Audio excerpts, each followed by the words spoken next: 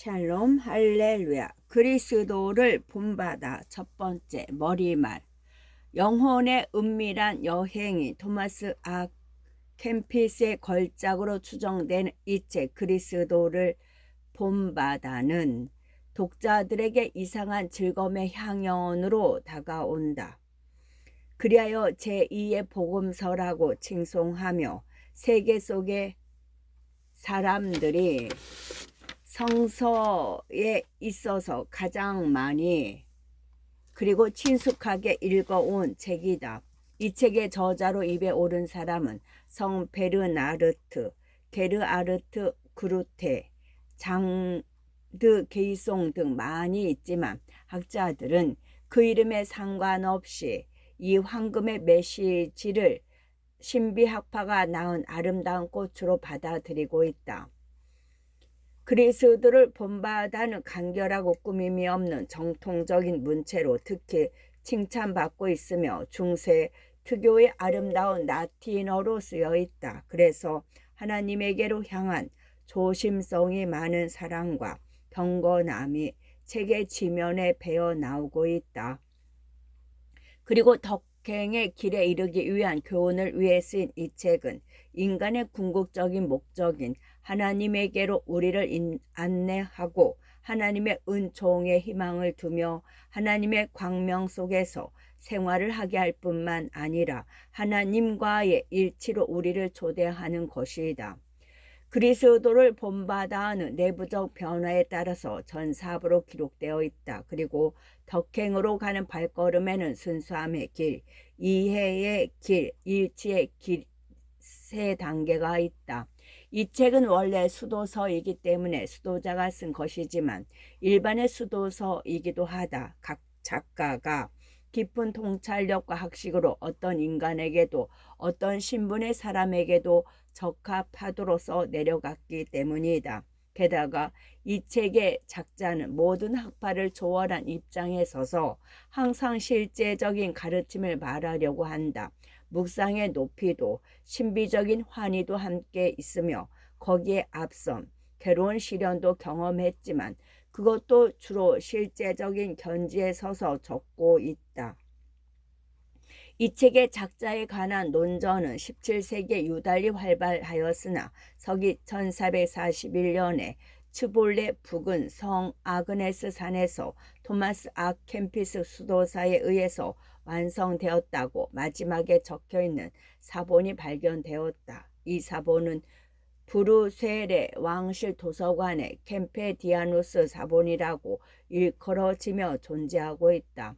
이런 점에서 미루어 논전은 여전히 계속되고 있지만 현재에는 대부분의 학자들이 토마스 아 캠피스의 저작이라고 주장하고 있다. 마지막으로 이 책이 출간되기까지 부디 큰 도움을 감사를 표한다. 토마스 아 캠피스에 대하여 일찍이 12살쯤 된 어린 나이에 독일 소년 토마스는 공부하기를 좋아하여 네덜란드의 베덴테르라는 도시로 갔다. 단순하고 기이한 집들이 줄지어 늘어서 있는 고풍스러운 도시의 포장도 되지 않은 거리를 남학신을 신고 걸어가서 플로렌트 라데 비진스의 집 문 앞에 서 있는 소년의 모습을 우리는 상상해 볼 수 있다. 아마 약간 부끄러운 표정마저 짓고 있었을 것이다. 그 후에 그는 대개가 농부인 주민들과도 잘 어울렸을 것이다. 프로렌트는 게르하르트 구르테가 장설한 조그마한 수도원의 감독이었다. 그는 이 소년을 맞이하여 자기 집에서 무료 숙식을 하도록 하였다. 이 소년의 표정은 기운차면서도 약간 어둡고 조용하며 공부하기를 좋아하는 확고하고 견실한 빛을 띠고 있었다. 프로렌트는 그것이 마음에 들었다. 그의 형 요한은 이미 수년 전에 그곳에 와서 라틴어를 공부하고 원고 필사하는 일을 익히고 있었다. 그 당시의 규칙에 따라서 두 형제는 같은 공동체에서 살지 못했고 토마스는 형이 소개해주는 거처인 플로렌트의 집으로 찾아갔던 것이다. 이날이야말로 토마스 아 캠피스에게는 정말 중대한 날이었다. 그리스천 생활의 모든 역사와 금욕주의 그리고 서구 문학의 진로를 위해서 중요한 계기가 되었기 때문이다. 당시 13세의 글을 보며 그의 저서가 훗날 전 세계인 영적 생활을 감화시키고 풍요하게 하리라고는 아무도 예측하지 못했을 것이다. 토마스 아 캠피스의 걸작은 하늘 아래에 있는 거의 모든 사람들에게 알 수 없는 즐거움을 주는 덕분에 영어권에선 1179년까지 자그마치 1800판이 이상이 나왔으며 그 이후로는 얼마나 많은 판이 나왔는지 계산할 수 없을 정도다. 토마스 아 캠피스의 본명은 헤메르켄이다. 그는 1379년에 독일 쾰른 근교의 캠펜에서 태어났고 캠피스라는 이름은 그가 태어난 도시의 이름에서 유래된 것이다. 그의 가문의 이름은 헤베르케, 작은 망치라는 뜻이다. 헤메르켄 이 말로 미루어 보아 그의 아버지는 금속 세공사였던 것 같다. 그리고 그의 어머니는 어린 아이들을 가르치는 학교를 운영하였다고 한다. 그는 데벤테르로 떠나기 전까지 그의 어머니가 운영하는 학교에 다녔다. 그러다가 12살 무렵에 교육을 동경하여 쓰고 읽으며 조용한 생활을 보낼 수 있는 데벤테르로 떠났다. 이때부터 그는 본격적인 종교 생활에 들어갔다. 수년 후에 그는 공동생활 형제단에 가입했다. 공동생활 형제단은 일상적인 직업에 종사하여 벌어들인 돈을 기금으로 하여 봉사하는 일에 힘을 쏟고 있었다. 그러나 그것에 도착하고 7년 후 토마스가 20세 되던 해에 그는 형제단을 떠나서 츠볼레의 성벽 너머 성 아그네스 수도원에 자리 잡고 있는 성 아우구스티누스파의 한 수도원에 들어갔다. 그 수도원에서 그는 가난과 순결과 순종이라는 세 가지의 종교적인 맹세를 하였다. 이후에 토마스 아 캠피스는 수도원의 여러 직책을 맡아서 일하게 되었다. 1413년 33살에 신부 서품을 받고 1423년에는 수도원의 부원장직을 맡았다. 뿐만 아니라 수도사들의 수련을 돕는 일도 하였다. 그리고 1471년 향년 92세로 세상을 떠날 때까지 오로지 신앙 사업에만 전념하였다. 또한 원고를 필사하는 일에 종사하면서 성경을 여러 번 필사했고 찬송가와 정기 등을 집필하였다. 토마스 아 캠피스가 생전에 가장 애용했던 좌우명은 나는 휴식을 찾았지만 결코 그것을 발견하지 못했다. 그러나 작은 책들이 꽂혀 있는 작은 책 코너를 얻게 되었다라고 한다. 중간 체격에 건강하고 혈색이 좋았던 내성적이고 약간 어두운 그림자를 띤 토마스의 얼굴을 두고두고 머릿속에 그려보자. 1장 영적 생활을 위한 유익한 훈계. 그리스도를 본받아 세상에 덧없는 일에 마음을 쏟지 말 것. 그리스도를 본받아 세상에 덧없는 일에 마음을 쏟지 말 것. 나는 따르는 자는 어둠 속에 걷지 아니한다 라고 주는 말씀하였다. 나를 따르는 자는 어둠 속을 걷지 않는다 라고 주는 말씀하셨다. 이것은 그리스도의 말씀이시다.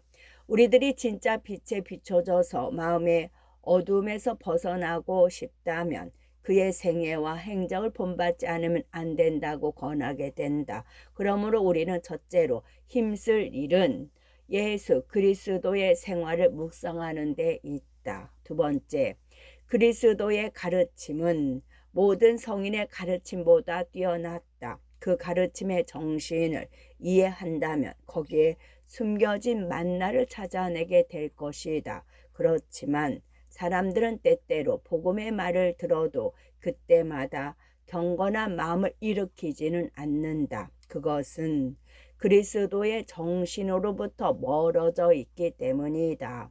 그리스도의 말씀을 충분히 이해하여 그 그것을 맛보려고 하는 사람은 자기의 전생애를 그리스도와 일치시키려고 힘쓰지 않으면 안 된다. 세 번째, 당신에게 겸손한 마음이 없고 그 때문에 삼위일체를 찬양하지 않는다면 삼위일체에 관해서 논의한들 무슨 소용이 있으리요.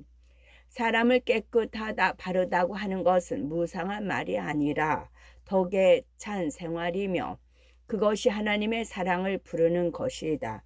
나는 통회의 정의를 아는 것보다 오히려 그런 마음을 느끼고 싶다.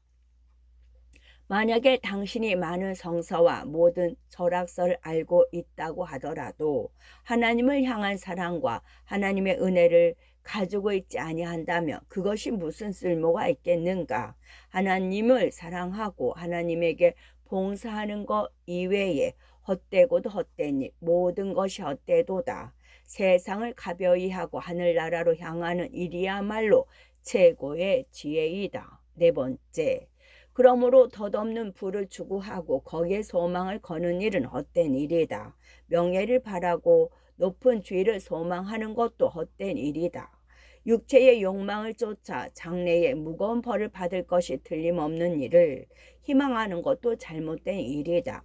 긴 수명만을 바라고 잘 살아야 하는 일에 마음을 쏟지 않는 것도 또한 허무한 일이다. 금생의 생활에만 마음을 빼앗겨서 미래의 일을 준비하지 않는 것도 헛된 일이다. 다섯 번째, 눈은 보는 것만으로 만족하지 않고 귀는 듣는 것만으로 만족하지 않는다. 는 말을 가끔 생각해 내는 것이 좋다. 당신은 지상의 것에 대한 집착으로부터 마음을 끊고 보이지 않는 것으로 마음을 옮기는 일에 힘써야 한다. 실로 육체의 소리에 따르는 사람은 양심을 더럽혀서 하나님의 은혜를 잊어버리게 된다. 겸손해진다. 겸손해진다. 1. 원래 사람은 아는 것을 바라고 있다. 그렇지만 하나님에 대한 두려움이 없다면 학문 지식이 무슨 소용이 있겠는가? 주인을 섬기는 순박한 농부는 자기의 구원을 소홀히 하고 천체의 운행을 바라보는 거만한 학자보다도 확실히 훌륭하다. 자기 자신을 잘 알고 있는 사람은 자기의 비참함을 생각하여 남의 칭찬을 기뻐하지 않는다. 내가 이 세상에 있는 모든 것을 알고 있더라도 애덕을 갖고 있지 않으면 행동에 의해서만 나를 심판하는 하나님 앞에 섰을 때 그것이 어째서 나에게 도움이 되겠는가? 두 번째, 무턱대고 무엇을 알려고 하는 희망을 억제하자. 그것은 때때로 방심과 기만을 낳기 때문이다. 지혜가 있는 사람은 그 지식을 남이 알아주어 지혜가 있는 사람이라고 불리는 것에 만족한다. 알아도 영혼에 도움이 되지 않는 일이 상당히 많다. 자기의 영혼을 구원하는 데 도움이 되는 일 이외의 것을 걱정하는 사람은 매우 등한한 사람이다.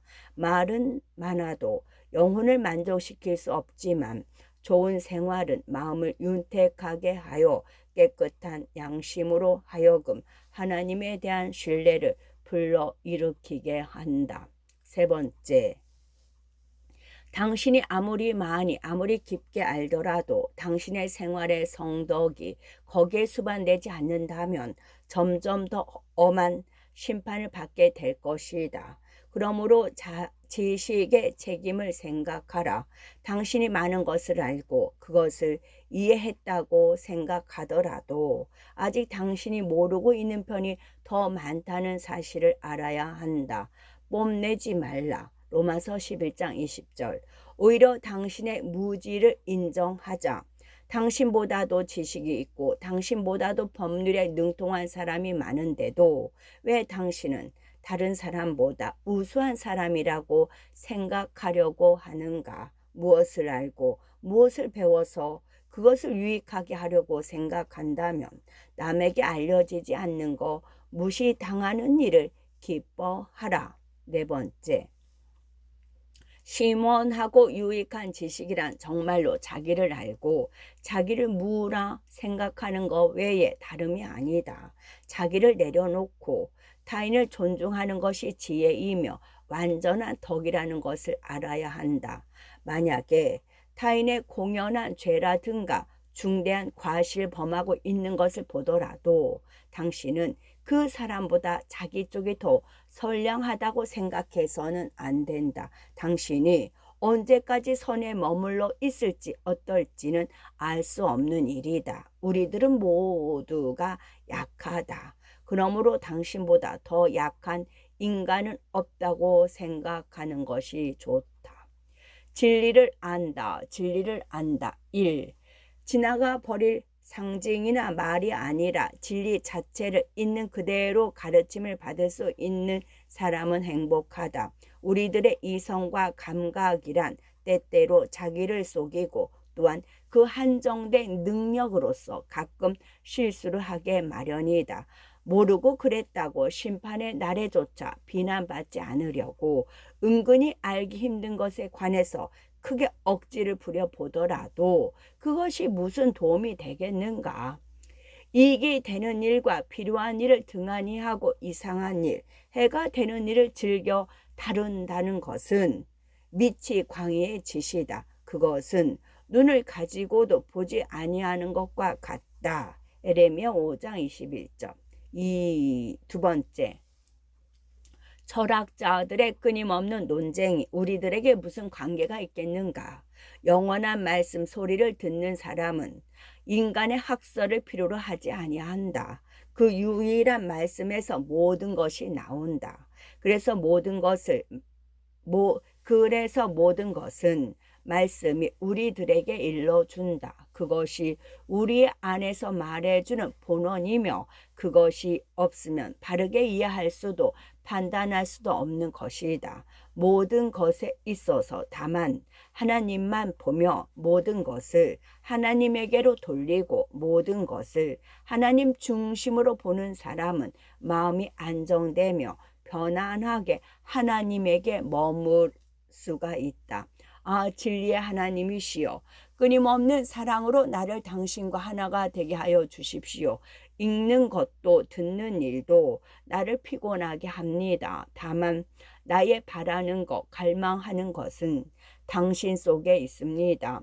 당신 앞에서만은 지혜 있는 사람도 침묵하자. 어떤 피조물도 입을 다물자. 당신만이 나에게 말씀해 주십시오. 세 번째, 자기 속의 마음을 숨기고 겸허한 마음으로 살아가면 살아갈수록 인간은 수고하지 않고 많은 뛰어난 것을 이해할 수 있다. 하늘로부터 이성의 빛을 받기 때문이다.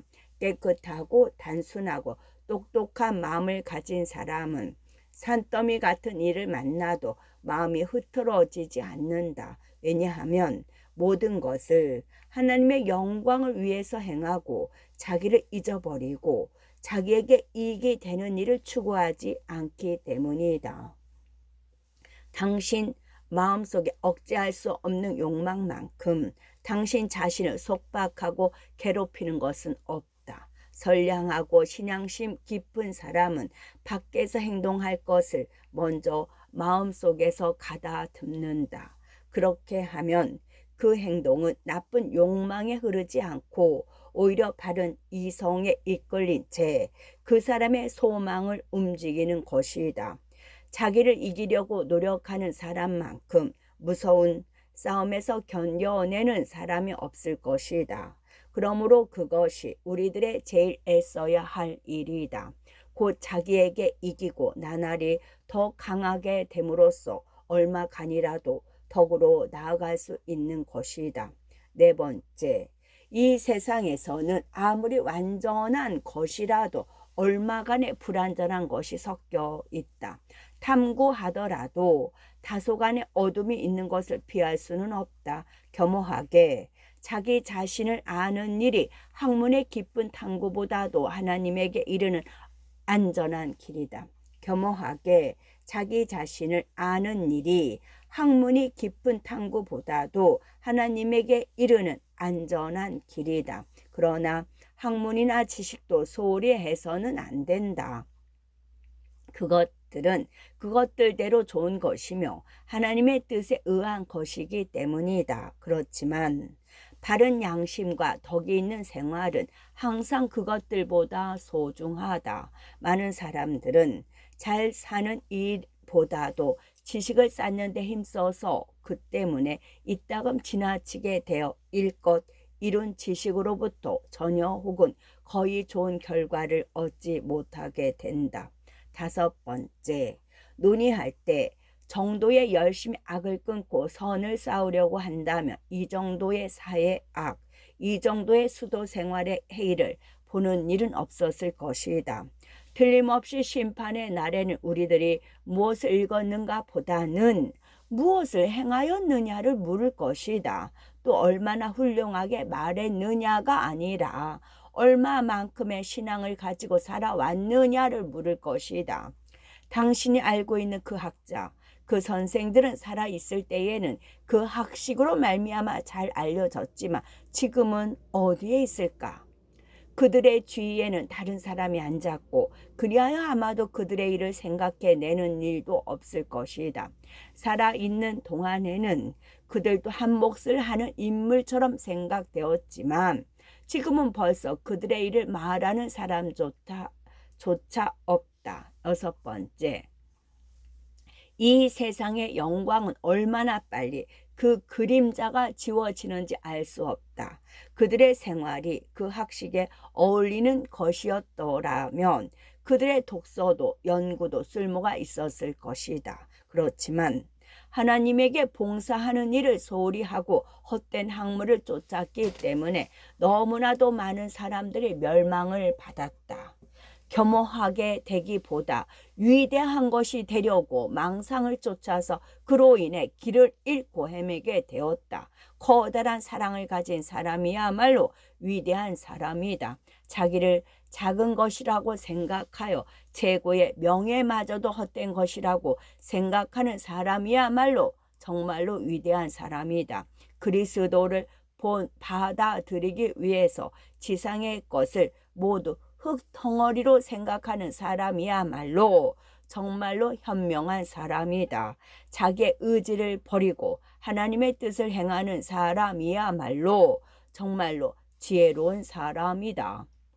신중하게 행동한다. 신중하게 행동한다. 첫 번째, 어떠한 말도 경솔하게 믿어서는 아니 된다. 또한 충동에 따라서도 아니 된다. 오히려 신중하게 사려 깊게 하나님의 뜻을 보면서 이를 꾀하지 않으면 안 된다. 아, 슬프게도 우리들은 실로 약한 것이다. 이웃 사람에 대해서도 좋은 일보다는 나쁜 일 쪽을 훨씬 더 믿고 이야기하기가 일수다. 그러나 덕행을 지행하는 사람은 다른 사람들의 말을 용이하게 믿으려 들지 않는다. 인간이 얼마나 악에 기울어져 있어서 말을 실수하기 쉬운 약한 존재인가를 알고 있기 때문이다. 2번째, 허둥지둥 일을 행하지 말고 또한 자기의 의견을 완고하게 밀고 나가려고 하지 않는 것은 현명한 일이다.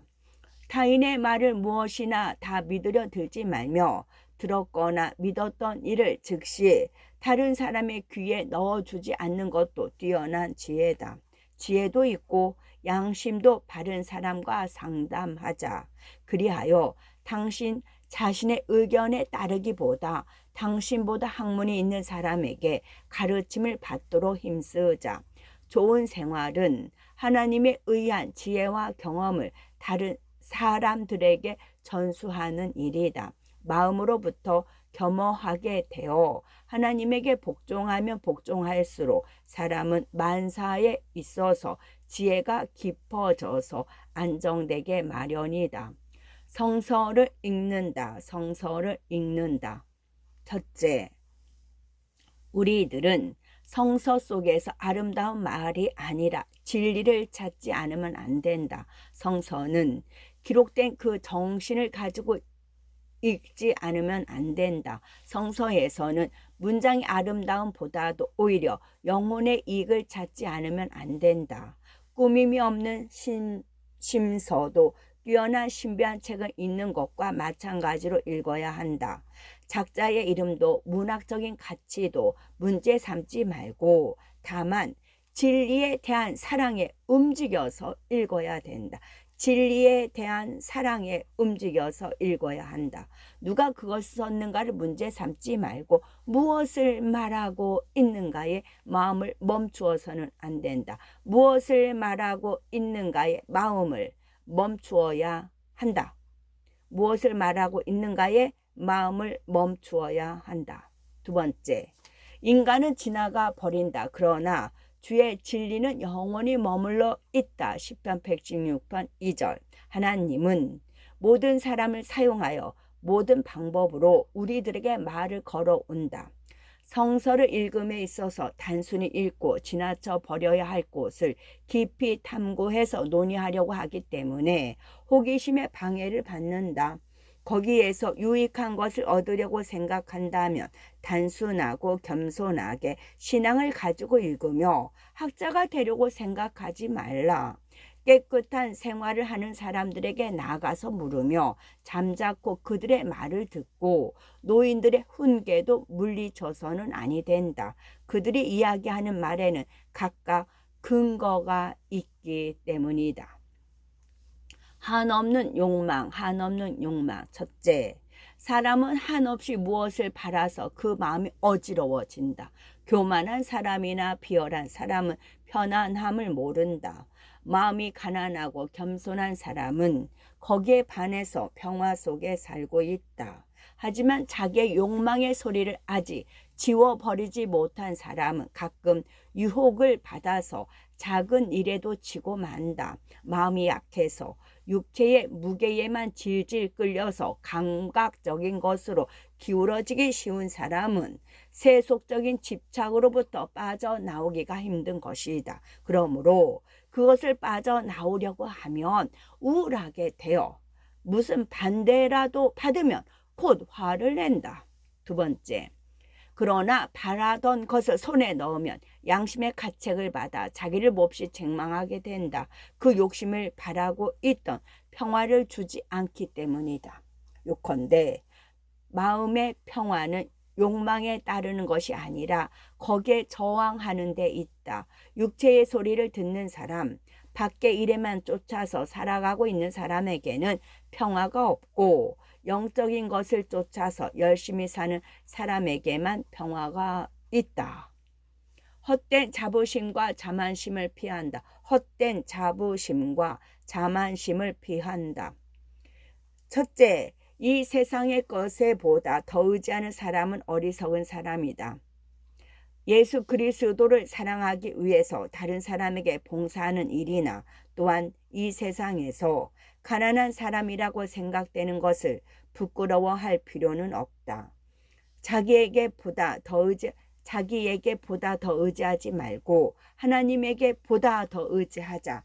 당신이 할 수 있는 만큼의 일을 하면 하나님은 당신의 좋은 소망을 도와주신다. 당신의 지식도 타인의 지혜도 의지하지 말고 오히려 겸허한 사람들을 도와드리고 자만심을 가진 사람들을 거절하는 하나님의 지혜에 맡겨야 한다. 둘째, 재산을 가지고 유력한 친구들을 가지고 있더라도 그것을 자랑하지 말라.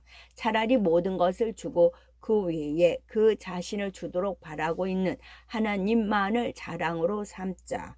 체격이 좋더라도 얼굴이 아름답더라도 자만심을 가져서는 안 된다. 그러한 것들은 약간의 번뇌 때문에 보기 싫게 변해버린다. 당신에게 수완이 있고 재능이 있더라도 자만해서는 안 된다. 자만하면 당신이 가지고 있는 자연의 선물을 주신 하나님의 노여움을 사게 된다. 세 번째, 타인보다도 자기 쪽이 낫다고 생각하지 말라. 그렇게 생각하면 인간의 본심을 아는 하나님 앞에 설 때 누구보다도 나쁜 사람이라고 일컬어지게 될 것이다. 자기의 선행에 자만심을 가져서는 아니 된다. 하나님의 심판은 인간의 심판과는 다르기 때문에 남들이 칭찬하는 일도 비난받는 일이 곧잘 있다. 무엇인가 좋은 점을 자기가 가지고 있다면 다른 사람은 자기보다도 더 훌륭한 점을 가지고 있다고 생각하자. 그것은 한층 더 겸손해지기 위해서이다. 자기가 누구보다도 뒤지고 있다고 생각하면 당신은 손해 볼 일이 없을 것이다. 그러나 자기가 누구보다 우수하다고 생각한다면 크게 손해를 본다는 생각이 들 것이다. 겸허한 사람에게는 끊임없이 평화가 있지만 자만하는 사람의 마음은 분노와 질투로 자주 끌어오를 것이다. 함부로 친하지 말라. 함부로 친하지 말라. 첫째, 누구에게나 마음을 털어놓지 말라. 다만 하나님에 대한 경외와 지식을 합쳐서 가지고 있는 사람의 의견을 듣는 것이 좋다. 당신보다도 젊은 사람이나 관계가 없는 사람과의 교제를 삼가라. 부자에게 아첨하지 말라. 권력자의 앞에 나가고 싶어 하지 말라. 겸허한 사람, 단순한 사람, 깨끗한 사람, 경건한 사람과 사귀어서 하나님에게 마음을 바치는 유익한 일을 서로 이야기하라. 하나님에게 마음을 바치는 유익한 일을 서로 이야기하라. 어떠한 부인과도 친하게 지내지 마라. 좋은 부인을 위해서 차별을 두지 말고 하나님에게 기도하라. 하나님과 그 천사들과 친해질 일만을 바라고 그리고 사람들에게 알려질 일을 피하자. 두 번째, 누구에게라도 애덕을 갖지 않으면 안 되지만 그렇다고 함부로 친할 필요는 없다. 알지 못하는 사람의 좋은 평판을 듣고 떨어져 있을 동안 존경하고 있었지만 막상 만나고 보면 불쾌한 생각을 갖게 되는 경우가 곧잘 있다. 또한 나와의 교제가 상대방에게도 마음에 들 것이라고 생각하고 있었는데 이쪽의 태도가 좋지 않아서 상대방에게 부담이 되는 일도 종종 있다. 순종과 복종. 첫째, 윗사람에게 고분고분하게 따라서 생활하며 자기가 생각나는 대로 움직이지 않는 것은 매우 훌륭한 일이다. 다른 사람 밑에 딸려 있는 것은 자기가 지배하는 것보다 안전하다. 많은 사람들은 사랑 때문이라고 하기보다는 할 수 없이 다른 사람에게 따르고 있다. 그래서 이러한 사람들은 복종을 부담으로 느껴서 불평을 늘어놓기가 일쑤다. 그들이 마음으로부터 하나님에 대한 사랑 때문에 복종하지 않는다면 마음의 자유는 얻을 수 없다. 하나님에 대한 사랑 때문에 복종하지 않는다면 마음의 자유는 얻을 수 없다. 당신이 여기저기 옮겨 다니더라도 윗사람에 대한 겸허한 복종 가운데서만 평화를 발견하게 될 것이다. 조금 더 좋은 것을 찾아내려고 장소를 옮겼다가 여지없이 배신당하는 사람들이 실로 많다. 두 번째, 사람은 자기의 생각에 안일하게 빠져들며 자기와 마찬가지로 생각하는 사람 쪽으로 기울어지는 것이다. 그렇지만 하나님이 함께 있다면 우리들은 평화를 지니기 위해서 때때로 자기의 의견을 버려야 한다. 모든 것을 완전하게 다 알 정도의 지혜를 가진 사람이 어디 있겠는가. 그러므로 당신은 자기의 의견에 너무 구애되지 말고 타인의 의견을 기꺼이 듣는 것이 좋다. 당신의 의견 쪽이 좋더라도 그것을 하나님 위에서 버리고 다른 사람의 의견에 따르면 당신은 그만큼의 영적인 효과를 받을 것이다. 세 번째, 다른 사람의 충고를 받는 것은 다른 사람에게 충고를 하는 것보다 안전하다고 곧잘 일컬어지고 있다. 자기의 의견도 다른 사람과 마찬가지로 좋은 경우가 있다. 그렇지만 하물며 다른 사람의 의견이 도리에 맞고 이유가 있는데도 거기에 따르지 않는다는 것은 교만과 고집의 표시이다. 쓸데없는 말은 피한다. 첫째, 될 수 있는 한 다른 사람과 시끄러운 교제를 하지 말라. 좋은 의향으로 하더라도 너무 세상 일에 관계하는 것은 마음을 소란하게 하는 원인이 된다. 우리들은 그 세상의 허영에 더럽혀져서 그 노예가 되고 만다. 나는 이렇다 저렇다 할 때에 잠자코 있었으면 좋겠다. 그 사람과 사귀지 않았으면 좋았다고 생각될 때가 있다. 양심을 더럽히지 않고 입을 다무는 일은 좀처럼 없는데도 왜 우리들은 이처럼 이야기하거나 교제를 하는 것일까? 우리들이 이처럼 기꺼이 서로 이야기하는 것은 그 사귐에 의해서 서로 위로를 받고 나날이 번뇌하는데 지친 마음을 깨트려 버리고 싶기 때문이다. 그리하여 우리들은 자기가 좋아하는 일, 바라고 있던 일, 또 그 희망에서 벗어나지 않는 일에 관해서 즐겨 이야기하거나 생각하거나 하는 것이다. 두 번째, 그러나 유감스럽게도 추구해도 쓸 데가 없었다.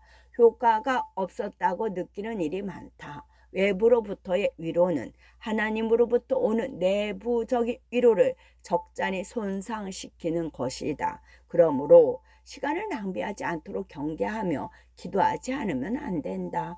이야기가 허용된 경우나 이야기하는 편이 나은 경우에는 영혼에 유익한 일을 말하는 것이 좋다.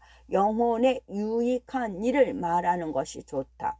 나쁜 습관과 덕행으로 향한 진보를 게을리하는 것이 우리들을 수다쟁이로 끌고 가는 이유의 하나이다. 그 대신에 영적인 것에 관해서 경건한 이야기를 주고받는 것은 우리들의 영적 진보에 쓸모가 있다.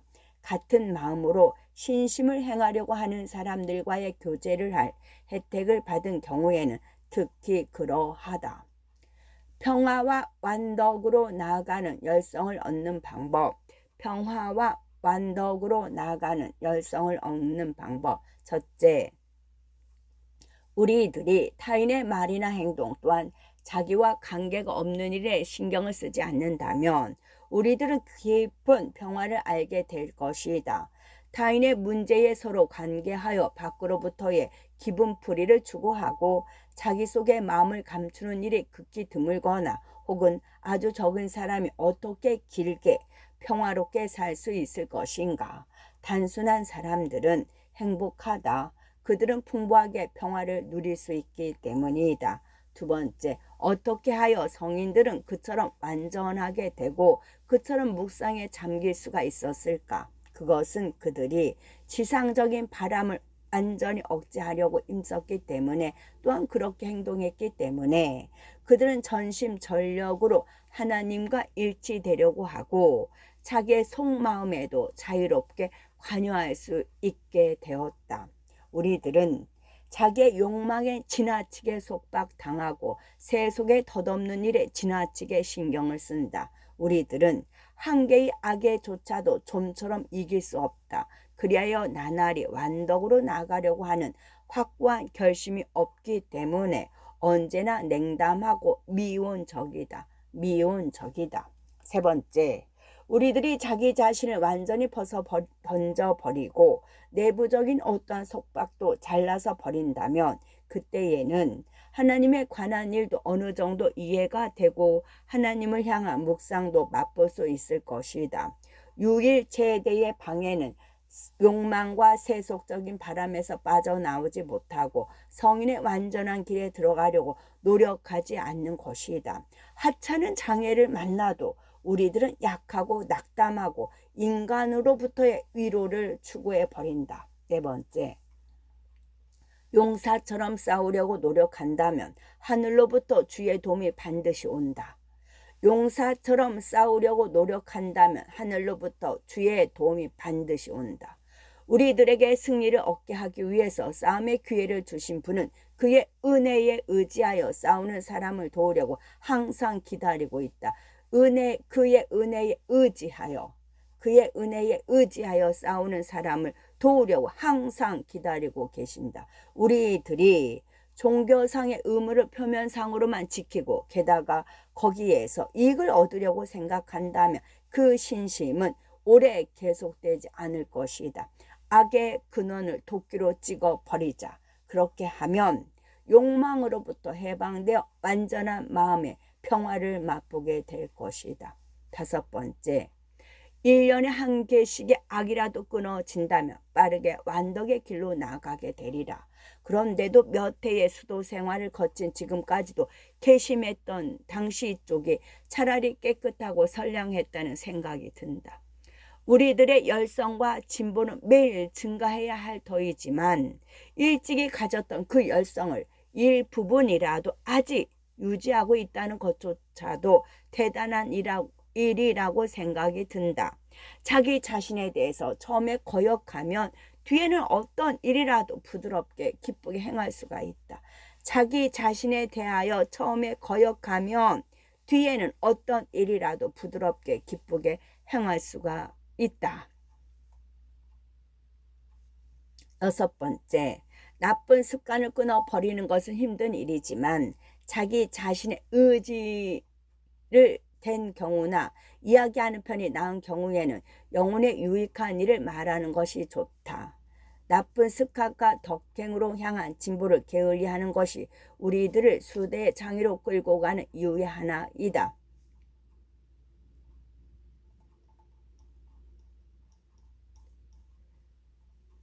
그 대신에 영적인 것에 관하여 경건한 이야기를 주고받은 것은 우리들의 영적 진보에 쓸모가 있다. 같은 마음으로 신심을 행하려고 하는 사람들과의 교제를 할 혜택을 받은 경우에는 특히 그러하다. 끝.